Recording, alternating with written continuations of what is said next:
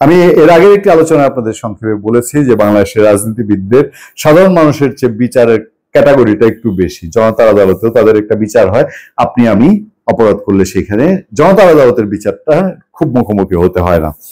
এখন শেখ হাসিনা তিনি তার সময়ে যেটা করেছেন, আমরা সেই জুলাই মাসেই আমরা বারবার রেফারেন্স দিই, আজ আবার রিপিট করছি, জুলাই মাসে যখন ছাত্রলীগ ঢাকা ইউনিভার্সিটিতে আক্রমণ করে, যখন পুলিশ বল প্রয়োগ শুরু করে, প্রতিদিন এভরিডে একাধিক আমাদের কন্টেন্ট আছে, আমরা বলছিলাম কেন এই পন্থা বেছে নেওয়া হচ্ছে, কেনই সরকারের 2-3 মিনিস্টার তাদের সঙ্গে আলোচনা করতে যাচ্ছে না, তারা একেবারে পাত্তাই দেয় না, পুরো ঘাট থেকে মুছে ফেলে যে এটা কোনো বিষয় না, এটা প্র্যাকটিস হয়ে গেছে।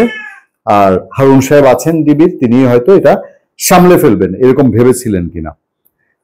এইসব ক্ষেত্রে শেখ হাসিনার বিরুদ্ধে এখন যে অভিযোগগুলো এসছে বিবিসি হয়ে, যে তিনি নির্দেশ দিয়েছেন লেথাল উইপেন ইউজের জন্য নির্দেশ দিয়েছেন, তিনি হত্যাকাণ্ডের মাস্টার মাইন্ড, এই টাইপের যে অভিযোগগুলো এবং বিবিসি অনুসন্ধানে যে কথাগুলো বলা হচ্ছে, এই বিষয়গুলো সামনে আসার পর আরেকটা বিষয় খুব সামনে এসছে, সেটি হলো যে রাজনীতিবিদদের বিচার এটা টোটালি একটা পলিটিক্যাল বিষয়। আমি বলবো শেখ হাসিনার বিচার, আওয়ামী লীগের বিচার, যে ঘটনা ঘটে গেছে আওয়ামী লীগের দোষী অন্যায়কারীদের বিচার, সেটা শেখ হাসিনাই হোক আর তৃণমূলের যে কোনো কর্মী হোক, বাংলাদেশের সকল মানুষ চায় এটা সম্পন্ন হোক সুন্দরভাবে। তবে আওয়ামী লীগ বা শেখ হাসিনার বিচারের সঙ্গে অনেকগুলো ফ্যাক্টর জড়িত। সে ফ্যাক্টরগুলো কি কি? আদালত তো একটা প্রসঙ্গ আছেই, দ্বিতীয়ত হলো কোন দল ক্ষমতায়, কতদিন ক্ষমতায়। ডক্টর ইউনূস সরকার, তিনি হয়তো 1-2টা মামলা তারা যেটা ডিক্লেয়ার করছে যে বিচার হবে, বিচার বলতে আদালত একটা রায় দিবে এরকম একটা ধারণা মানুষের রয়েছে। 1-2টা হলো তারা যে অভিযোগের পাহাড় শেখ হাসিনার বিরুদ্ধে, সেই জায়গায় এই প্রক্রিয়া শেষ করতে হলে আগামী গভর্নমেন্ট, নেক্সট যারা গভর্নমেন্ট ফর্ম করবে, সেটা ধরেন বিএনপি ফর্ম করলো, তাহলে বিএনপির উপরে অনেকটা নির্ভরশীল যে বিএনপি সামনে গিয়ে পলিটিক্সকে কিভাবে দেখেন, বিএনপি দেশ শাসনে কতটা সফল বা ব্যর্থ হয়। আমি বিএনপিকে উদাহরণ হিসেবে বলছি, আমি জানি হয়তো জামাতে ইসলামী বা এনসিপির মানুষজন কষ্ট পাবে, ধরেই নিলাম যে বিএনপি ক্ষমতায় যাচ্ছে, কিন্তু তাদের দেশ পরিচালনার স্টাইল, সফলতা ব্যর্থতা একটা বড় ফ্যাক্টর। দ্বিতীয়ত হচ্ছে ইন্টারন্যাশনাল কমিউনিটি এই ধরনের ফিগার শেখ হাসিনার বিচার বা বিচার কার্যকর করা দীর্ঘমেয়াদী একটি প্রক্রিয়া, আমরা এ নিয়ে এর আগে আলোচনা করেছি। তাহলে এই ধরনের ফিগারের বিচারের ক্ষেত্রে আন্তর্জাতিক সম্প্রদায় কি ভূমিকা রাখছে, তাদের কখন কি রাজনৈতিক স্বার্থ, সেটা একটা ফ্যাক্টর।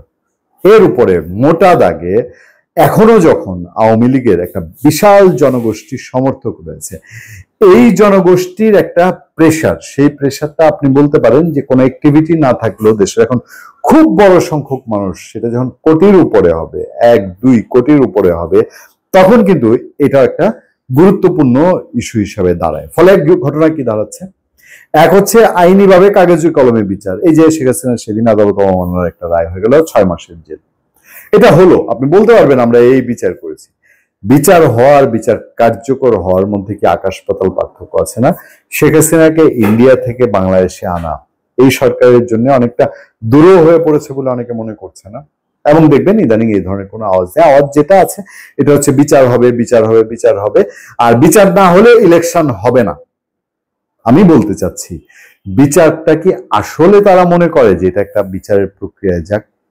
যে ধরনের গণহত্যার অভিযোগ, যে ধরনের সিচুয়েশন, এই ধরনের সিচুয়েশনটা বেসিক্যালি দেশের আইনে যখন শেখ হাসিনা বিপরীত পার্টি এখানে ক্ষমতায়, তখন সেটা গ্রহণযোগ্যতা নিয়ে অনেক রকম প্রশ্ন তুলতে পারে। তাহলে যত বড় অভিযোগ সেই তুলনায় তো ইন্টারন্যাশনাল ক্রাইম ট্রাইব্যুনালে বা মানে বাংলাদেশের বাইরেও আন্তর্জাতিক পরিমণ্ডলকে ইনভলভ করে একটা বিচারের ব্যাপার ছিল, সেই পথে তো সরকার আগায়নি। ফলে এটা কি শুধুমাত্র একটা রাজনৈতিক এজেন্ডা? কারণ আমরা তো হিসাবে সবই মিলে যাচ্ছে যে বাংলাদেশে রাজনীতির প্রয়োজনে হেভিওয়েট নেতাদের যে মামলা মোকদ্দমা এটা সেটা হয়, এগুলো রাজনীতির প্রয়োজনে একটা সময় চেঞ্জ হয়ে যায়। আমি জানি না এখন এই সরকারের সময় এসে শেখ হাসিনার এই বিবিসির যে নিউজগুলো হয়েছে, এই নিউজগুলো হওয়ার সঙ্গে সঙ্গে লুফে নিয়েছেন আইন উপদেষ্টা আসিফ নজরুল, তিনি ফেসবুকে পোস্ট দিয়েছেন, তিনিও কিন্তু শেখ হাসিনা এই সব রিপোর্টের জিস্টে গিয়ে তিনি বলছেন শেখ হাসিনার বিচার এখন আর মানে একেবারেই খুব ইজি হয়ে যাচ্ছে, বা এটা বিচার খুব মানে জাস্টিফাই হয়ে যাচ্ছে বিচার হওয়াটা।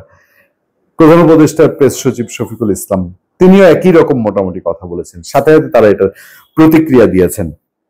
সেই জন্যই বলছি যে এই রিপোর্টগুলোকে আসলে ক্যাশ করে একটা রাজনৈতিক সেন্সেশনই মেন জিনিস, নাকি জনতার আদালতে যে বিচার হয়ে গেল এটুকুই তারা সন্তুষ্ট, বা কেউ কেউ সন্তুষ্ট, নাকি এই সেন্সেশনটা তৈরি করে? দেখেন, দেশে এখন আলোচিত অনেক বিষয় আছে। শেখ হাসিনা, আমি জানি না যে তাকে আদতে কোনোদিন তারা ফিরিয়ে আনতে পারবে কিনা, কিন্তু যদি না ফিরিয়ে আনতে পারে, কাগজে কলমে একটা রায় লিখা হয়ে গেল, তাতে করে কি বাংলাদেশে আর কোনোদিন স্বৈরতন্ত্র হবে না, ফেসিবাদ আসবে না? এই নিশ্চয়তা যারা এখন করছেন বলছেন তারা দিতে পারবেন?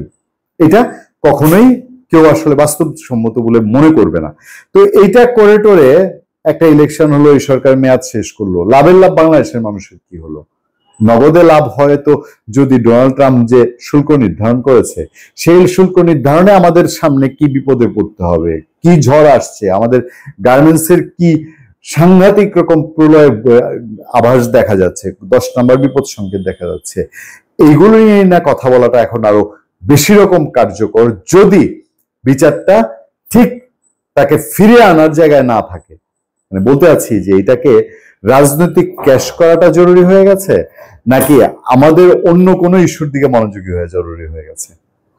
ভালো থাকবেন, সুস্থ থাকবেন। আপনাদের সাথে আমি আতিক রহমান পূর্ণিয়া।